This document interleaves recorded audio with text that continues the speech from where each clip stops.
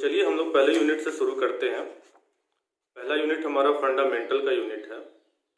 जैसा कि आप इस बात को समझ चुके हैं कि आज के डे टू डे लाइफ में हमारे इलेक्ट्रिसिटी का बहुत ही ज़्यादा इम्पोर्टेंस बढ़ चुका है।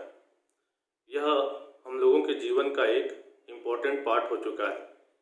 किसी भी जगह पर आप देखें, डोमेस्टिक पर्पस के लिए, घरेलू उपयोग के लिए, इंडस्ट्रियल एप्लीकेशन के लिए, औद्योगिक उपयोग के लिए, कमर्शियल एप्लीकेशन के लिए, किसी व्यवसायिक कार्य के लिए, इरिगेशन के लिए, सिंचाई के लिए, ट्रैक्शन के लिए, ट्रेन वगैरह खींचने का काम, सामान ढोने का काम के लिए, इन सभी चीज़ों में इलेक्ट्रिसिटी का काफ़ी ज़्यादा इम्पोर्टेंस है।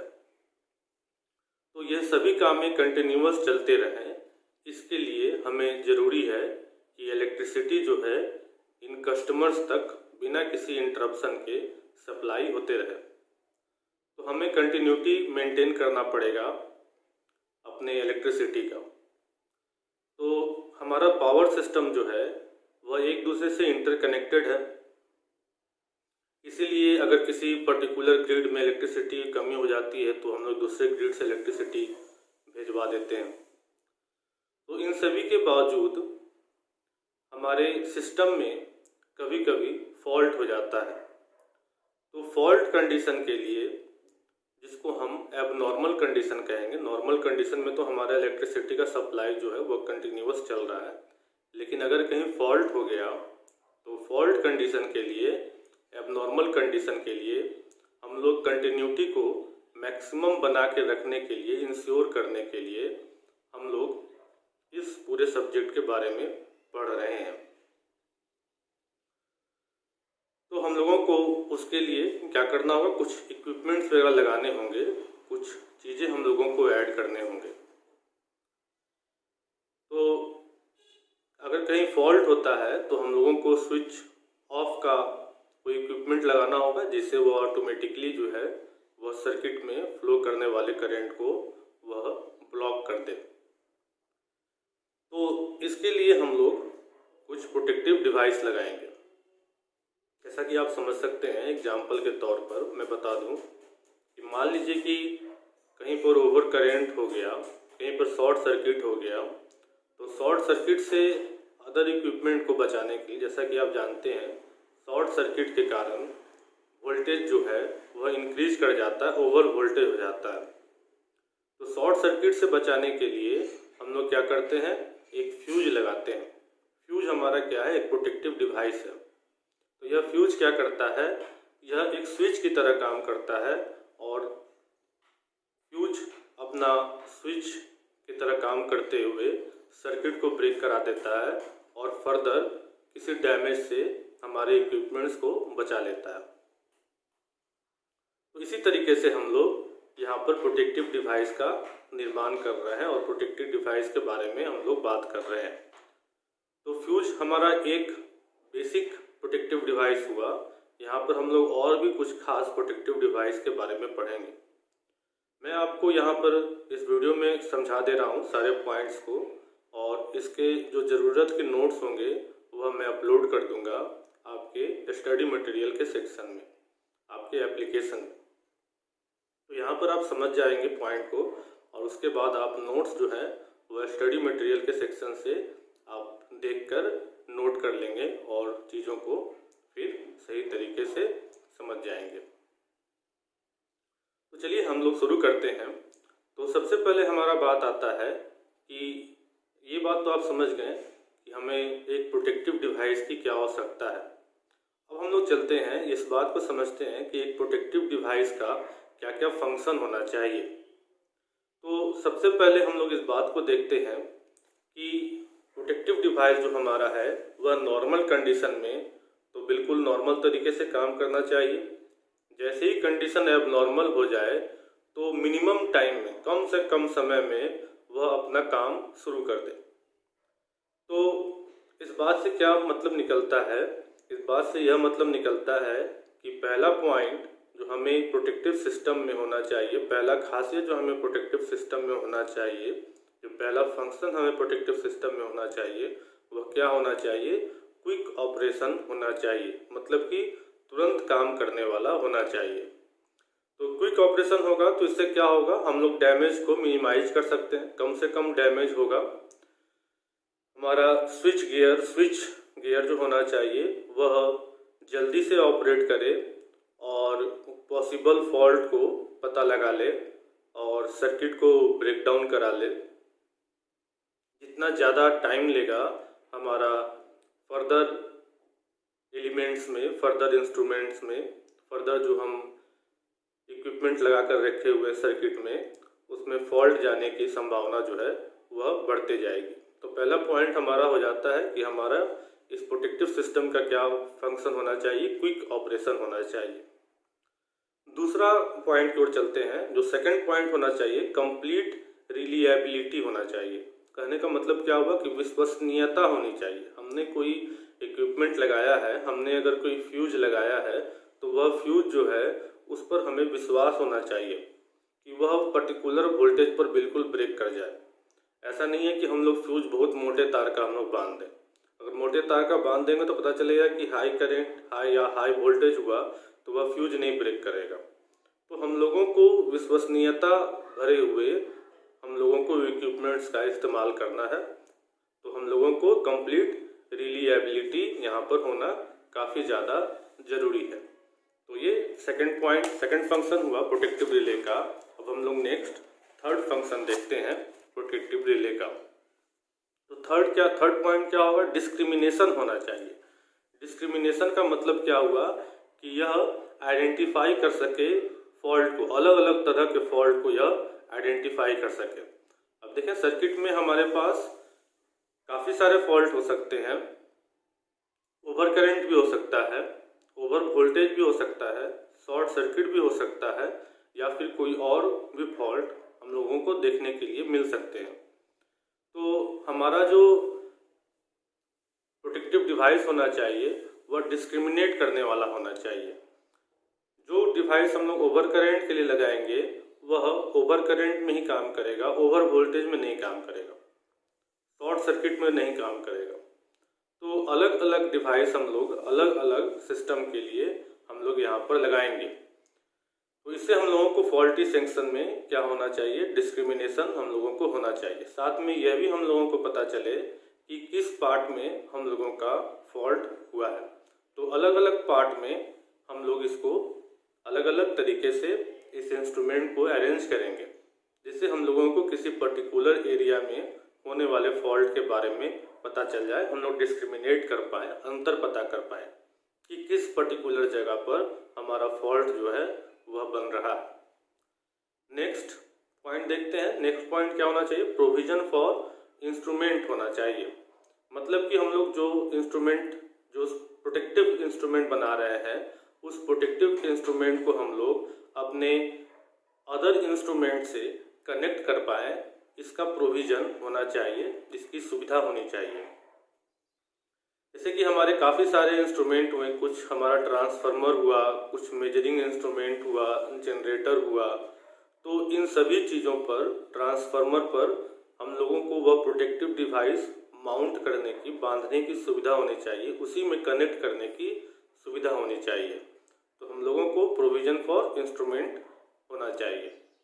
तो आप ये समझ चुके हैं कि हमारे क्या क्या फंक्शन होने चाहिए एक प्रोटेक्टिव डिवाइस के लिए। इसका नोट्स जो है मैं आपके एप्लीकेशन पर अपलोड कर दूंगा। नेक्स्ट अब हम लोग चलते हैं कि पावर सिस्टम फॉल्ट के बारे में हम लोग देखते हैं कि फॉल्ट हमारे कौन कौन से हो सकते हैं, किस प्रकार से हो सकते हैं। तो सबसे पहले हम लोग कंडीशन देखते हैं। पावर सिस्टम में हमारे दो कंडीशन हो सकते हैं, एक तो नॉर्मल कंडीशन हो सकता है और एक एबनॉर्मल कंडीशन हो सकता है। तो नॉर्मल कंडीशन हमारा क्या हुआ, नॉर्मल कंडीशन हमारा वह कंडीशन हुआ जिसमें करंट का फ्लो आसानी से हो रहा है और सही वोल्टेज, सही फ्रीक्वेंसी और सही करंट का वैल्यू जो है हमें मिल रहा है। तो यह जब तक हमें मिलता रहेगा तब तक हम इस कंडीशन को, जब तक नॉर्मल तरीके से हमारे रिक्वायर्ड वैल्यू के अनुसार मिलता रहेगा तब तक इस कंडीशन को हम क्या कहेंगे, नॉर्मल कंडीशन कहेंगे। लेकिन अब दूसरा दूसरा कंडीशन देखते हैं, एबनॉर्मल कंडीशन। तो एबनॉर्मल कंडीशन को ही हम यहाँ पर क्या कर रहे हैं, फॉल्ट कर रहे हैं। तो एबनॉर्मल कंडीशन में हमारा क्या हो सकता है कि हमारे करंट या वोल्टेज का मैग्नीट्यूड अलग हो जाए, इंक्रीज कर जाए, हमारे रिक्वायर्ड वैल्यू से, हमारे ज़रूरत के वैल्यू से वह इंक्रीज कर जाए, या फिर वह अपना डिजायर्ड पाथ, जो पाथ हम लोगों ने चुन कर रखा है उसके फ्लो के लिए, उस पाथ से वह हटकर किसी दूसरे पाथ में वह फ्लो करने लगे। तो दोनों ही कंडीशन हमारा क्या होगा, एबनॉर्मल कंडीशन होगा।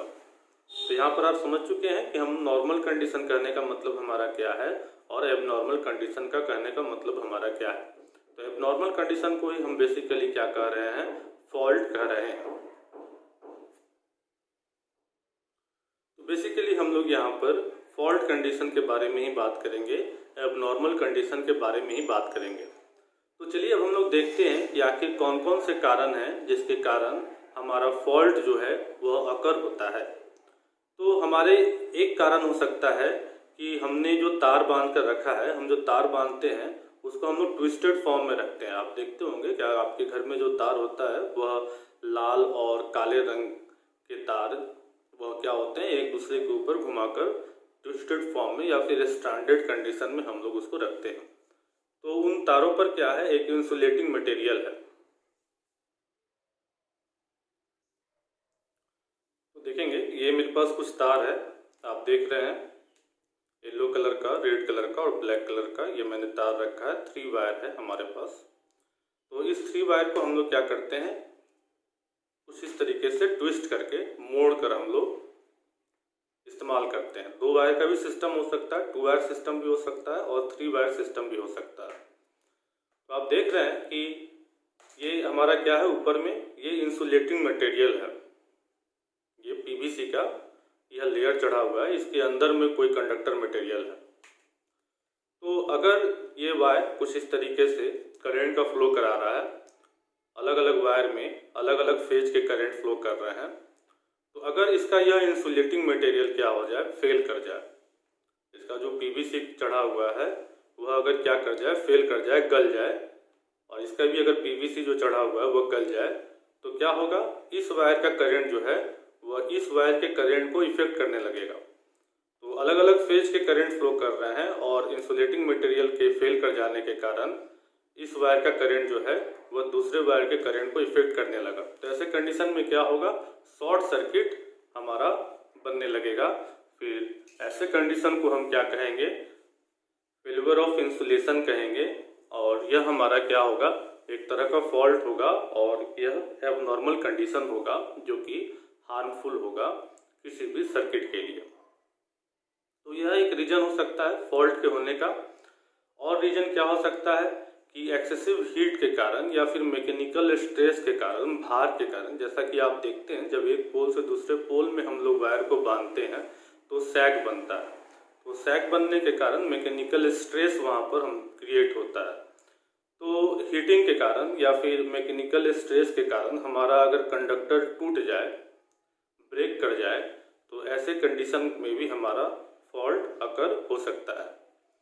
तो आप देखते हैं अगर बारिश के टाइम में अगर हमारा लाइव वायर टूट कर गिर जाए और पानी में अगर वह गिर जाए तो उस पानी के अगल बगल से भी कोई अगर जाएगा तो उसको करंट इफेक्ट करेगा। जैसा कि कुछ मूवीज़ वगैरह में भी इस चीज़ को दिखाया गया है, अपरिचित नाम की मूवी में इस चीज़ को दिखाया गया। तो ये पहले ऐसा फॉल्ट होता था, इसके लिए हम लोगों ने एक सिस्टम तैयार कर दिया है। जैसे ही कहीं पर हमारा कंडक्टर जो है वह ब्रेक करके गिरता है तो हम लोग इसके लिए एक प्रोटेक्टिव डिवाइस लगा कर रखे हुए हैं, स्पेशल सर्किट ब्रेकर और रिले लगा कर रखे हुए हैं, जो उस वायर में फ्लो करने वाले करंट को क्या कर देता है, ब्रेक कर देता है। तो ये भी हमारा कंडीशन हो सकता है, कंडक्टर का ब्रेकिंग भी हमारा कंडीशन हो सकता है, फॉल्ट के इराइज करने का एक कारण हो सकता है।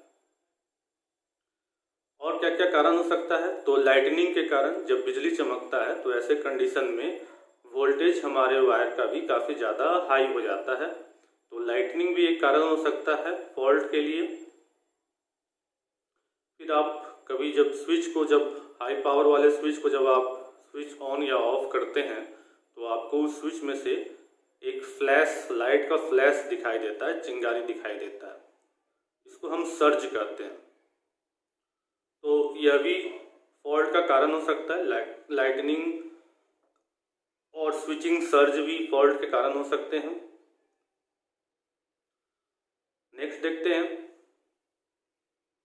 किसी रोटेटिंग मशीन में हमारा अनबैलेंस करंट अगर फ्लो करने लगे तो भी हमारा फॉल्ट का एक कारण बन सकता है। अगर अनबैलेंस करंट फ्लो करने लगे किसी मोटर में, कोई 3 फेज का मोटर है और उस 3 फेज के मोटर में हम लोग 3 फेज का सप्लाई कर रहे हैं, लेकिन 3 फेज का सप्लाई जो है वो हमारा बैलेंस सप्लाई नहीं है, तो ऐसे कंडीशन में जो हमारा मशीन होगा वह सही तरीके से रोटेट नहीं करेगा और ओवर हीट होने लगेगा। तो यह भी एक फॉल्ट का कारण हो सकता है।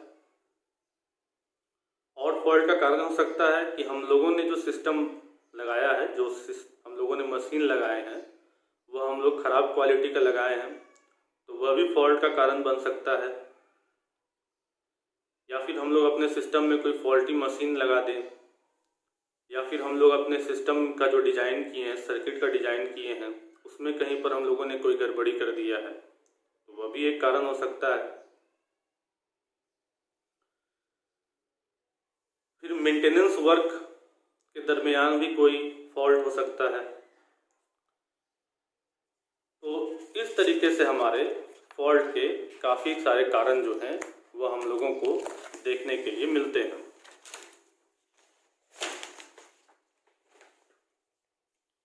बर्फबारी के कारण अगर हमारा बर्फ जो है वह तार पर काफ़ी ज़्यादा जम जाए तो उसके कारण भी फॉल्ट हो सकता है।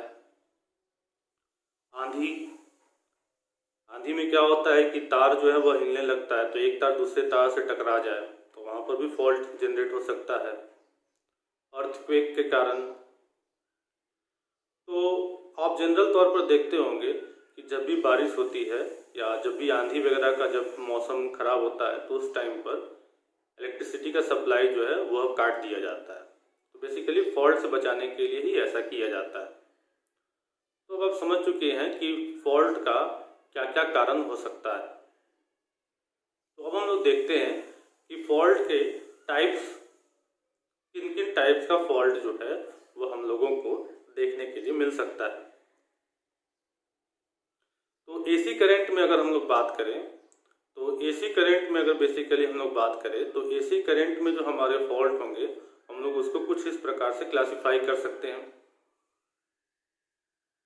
एसी करंट हमारा कैसा होता है, एक सिंगल लाइन का हो भी एसी करंट हो सकता है, 2 लाइन का एसी करंट हो सकता है और 3 लाइन का भी एसी करंट हो सकता है। तो सिंगल लाइन के एसी करंट में हम लोग एक सिंगल वायर का इस्तेमाल करते हैं और एक ग्राउंड से हम लोग जोड़ देते हैं। तो अगर ऐसे कंडीशन में कोई फॉल्ट एराइज हो तो हम लोग उस फॉल्ट को क्या कहेंगे, single line to ground fault कहेंगे। उसी तरह से अगर हम लोगों ने 2 लाइन लेकर रखा है और 3 लाइन लेकर रखा है और लाइन से लाइन में अगर कोई फॉल्ट एराइज हो रहा है, जब 2 कंडक्टर एक दूसरे से टच हो गया, तो ऐसे कंडीशन को हम लोग लाइन टू लाइन फॉल्ट कहेंगे। इसी तरीके से अगर डबल लाइन हम लोग लिए हुए हैं और एक ग्राउंड वायर हम लोग कनेक्ट किए हुए हैं, तो ऐसे कंडीशन में अगर हमारा कोई फॉल्ट एराइज होता है तो उसको हम कहेंगे double line to ground fault. फिर नेक्स्ट सिमल्टेनियस फॉल्ट, किसी क्षण भर में कोई अगर फॉल्ट आता है और वो फॉल्ट क्लियर हो जाता है ऑटोमेटिक, तो ऐसे कंडीशन को हम लोग कहेंगे सिमल्टेनियस फॉल्ट। इसके बारे में आप और भी डिस्क्रिप्शन देखेंगे, अभी तत्काल में आपको फॉल्ट के नाम और थोड़ा सा उसके बारे में इंट्रोडक्शन बता दे रहा हूँ। फिर हम लोगों का कहीं पर सर्किट ओपन रह गया, वह भी एक फॉल्ट है और हम लोग देख रहे हैं, खोज रहे हैं कि क्यों नहीं हमारा करंट का फ्लो हो रहा है, हमारा इक्विपमेंट क्यों नहीं काम कर रहा है, जबकि हमें पता नहीं है कि हमारा कहीं पर सर्किट ओपन है। तो ऐसे फॉल्ट को भी हम नाम दे सकते हैं, जिसको हम बोलेंगे open circuit fault. 3 phase supply में अगर हमारा कोई फॉल्ट होता है तो उसको हम कह सकते हैं 3 फेज फॉल्ट। इसी तरीके से कुछ और भी कंडीशन हो सकते हैं एसी सिस्टम में। कुछ कुछ और फॉल्ट का टाइप्स देखते हैं, जैसे कि अगर वोल्टेज और करंट किसी एसी सिस्टम में अनबैलेंस हो गया, जैसा कि आपको मालूम है कि वोल्टेज और करंट में जो फेज डिफरेंस होना चाहिए एसी करंट में वह प्रॉपर होना चाहिए। तो अगर फेज डिफरेंस अगर प्रॉपर नहीं रहा तो ऐसे कंडीशन में हम लोग क्या कर सकते हैं, voltage and current unbalance fault कह सकते हैं। अगर हमारा वोल्टेज इंक्रीज कर गया हमारे रिक्वायर्ड वैल्यू से तो हम उसको कह सकते हैं ओवर वोल्टेज फॉल्ट। इसी तरीके से हम जो पावर दे रहे हैं वह किसी पर्टिकुलर डायरेक्शन में दे रहे हैं और अगर हमारा पावर देने का डायरेक्शन चेंज हो जाए तो हम उसको कह सकते हैं रिवर्सल ऑफ पावर। फिर इसी तरीके से हम पावर स्विंग भी कह सकते हैं। फिर हम जो फ्रीक्वेंसी दे रहे हैं, जैसे कि 50 हर्ट्ज फ्रीक्वेंसी हम देते हैं और यह फ्रीक्वेंसी से हमारा रिक्वायर्ड वैल्यू जो है वह कम हो गया या फिर ज़्यादा हो गया, तो उसके अनुसार हम कह सकते हैं अंडर फ्रीक्वेंसी फॉल्ट या फिर ओवर फ्रीक्वेंसी फॉल्ट। फिर नेक्स्ट, जिस टेम्परेचर पे हम लोग काम करना चाहते हैं उस टेम्परेचर से अगर ज़्यादा इंक्रीज कर गया, राइज कर गया, जैसे कि कोई मशीन ओवरहीट करने के कारण बंद हो जाता है, तो वैसे कंडीशन में हम लोग फॉल्ट को कह सकते हैं टेम्परेचर राइज फॉल्ट। इसी तरीके से इनस्टेबिलिटी भी हम लोग कह सकते हैं। तो इस प्रकार से हमारे फॉल्ट के काफ़ी सारे टाइप्स हो जाते हैं, लेकिन बेसिकली हम लोग अपने फॉल्ट को दो टाइप्स में सबसे पहले क्लासिफाई करते हैं। तो सबसे पहला जो हमारा होता है वह होता है सिमेट्रिकल फॉल्ट और दूसरा होता है अनसिमेट्रिकल फॉल्ट। तो सिमेट्रिकल फॉल्ट जो हमारे होते हैं इसमें हमारा सिमेट्रिकल फॉल्ट करंट राइज होने लगता है। हम अलग अलग मैग्नीट्यूड का करंट फ्लो कराना चाहते हैं, लेकिन हमारा करंट का मैग्नीट्यूड जो हो गया वह सिमेट्रिकल हो गया, इक्वल मैग्नीट्यूड का हो गया और उन सभी के बीच में 120 डिग्री का फेज डिफरेंस बन गया। तो ऐसे कंडीशन को हम कहेंगे सिमेट्रिकल फॉल्ट। यह फॉल्ट देखने के लिए एग्जाम्पल के तौर पर हमको तब दिखता है जब हम 3 वायर कंडीशन में, जब 3 वायर का इंसुलेटिंग मटेरियल खराब हो जाने के कारण जब वह 3 वायर एक दूसरे के नज़दीक चले आते हैं और शॉर्ट सर्किट का कंडीशन अराइज होता है, तो तीनों वायर का मैग्नीट्यूड जो है वह बराबर हो जाता है और फेज डिफरेंस भी जो है वह भी 120 डिग्री फेज डिस्प्लेसमेंट पर हमको दिखने लगता है। तो ऐसे कंडीशन को हम कहते हैं सिमेट्रिकल फॉल्ट। वहीं पर अनसिमेट्रिकल फॉल्ट हम कहते हैं जब अनइक्वल मैग्नीट्यूड का फॉल्ट हमको करंट का दिखने को लिए मिलता है। हम जो भेज रहे थे वह डिफरेंसेस नहीं है मैग्नीट्यूड में, वह क्या हो गया है, अलग अलग करंट का मैग्नीट्यूड हम लोग भेजना चाह रहे थे अलग अलग वायर से, तो जो डिफरेंस रखना चाह रहे थे वह डिफरेंस नहीं रह गया, कुछ और डिफरेंस बना लिया। और जो हम लोग फेज डिफरेंस रखना चाह रहे थे, फेज डिस्प्लेसमेंट हम लोग जो रखना चाह रहे थे, एक वायर से दूसरे वायर के बीच में जो फेज डिफरेंस रखना चाह रहे थे वह फेज डिफरेंस ना रखकर कुछ अलग टाइप का वह अगर फेज डिफरेंस बना ले, तो ऐसे फॉल्ट को हम लोग अनसिमेट्रिकल फॉल्ट कहते हैं। तो आज के इस वीडियो को हम लोग यहीं तक रहने देते हैं। इसका नोट्स मैं आपके एप्लीकेशन पर अपलोड कर दूंगा। तब तक के लिए इस वीडियो को ज़्यादा लंबा ना हो जाए, तब तक के लिए हम लोग इस वीडियो को यहीं पर ख़त्म करते हैं। फिर मिलेंगे एक नए वीडियो के साथ, तब तक के लिए थैंक्स, बाय। क्या आप चाहते हैं घर बैठे पढ़ाई करना, तो डाउनलोड करें edu circle app play store से।